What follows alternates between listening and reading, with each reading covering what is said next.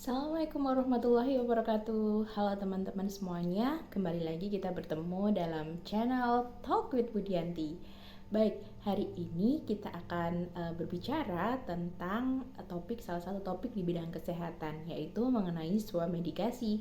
Apakah swamedikasi itu? Swamedikasi itu merupakan suatu kemampuan dari diri kita ya, ataupun dari masyarakat secara umum untuk melakukan pengobatan terhadap dirinya.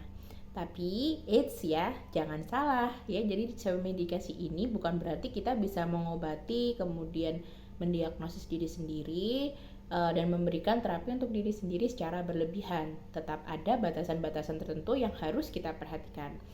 Kalau kita mengenal lebih lanjut, ada berbagai jenis obat yang ada di pasaran yang bisa digunakan untuk swamedikasi. Yang pertama, kalau kita mengenal ya, ada yang berlogo seperti ini nih ya. Logo berwarna lingkaran dalam bentuk atau warnanya di sini warna hijau. Ini artinya obat bebas. Jadi obat bebas itu seringkali kita bisa temukan di toko-toko obat ataupun di apotik ataupun di toko-toko yang terjual secara bebas. Nah, di obat-obat ini ya, obat bebas ini memiliki rentang keamanan yang cukup luas sehingga masyarakat bisa menggunakannya ketika mereka mengalami suatu gejala-gejala tertentu. Misalnya kita lagi mengalami flu, batuk dan sebagainya, kita bisa mencoba untuk mengobati diri kita sendiri dahulu dengan swamedikasi tersebut. Tentu saja tetap kita memperhatikan dosis dan aturan pakai yang ada di obat tersebut. Nah, yang kedua yaitu obat bebas terbatas yang digambarkan dengan logo berwarna bulat ya, berwarna biru, bentuknya ada lingkaran bulat di situnya.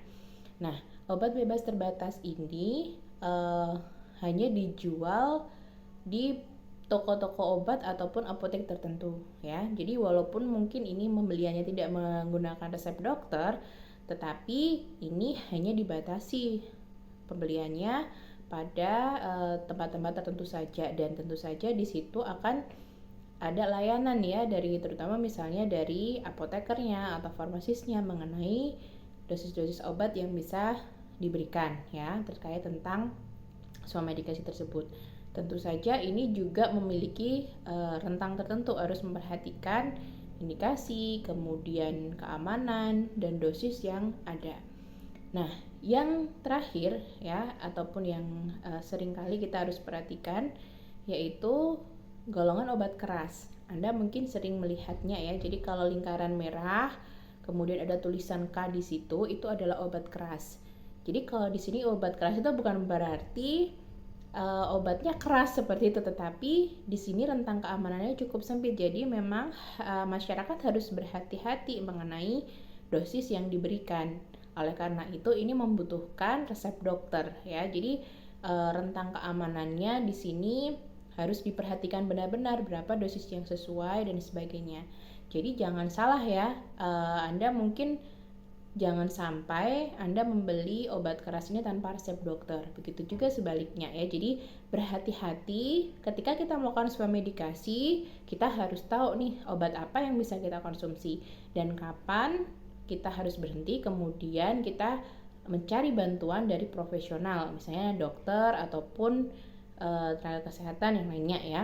Nah, ini harus kita perhatikan ya. Jadi tidak semua obat kita sembarang kita gunakan di sini. Oke, semoga bermanfaat infonya. Dadah.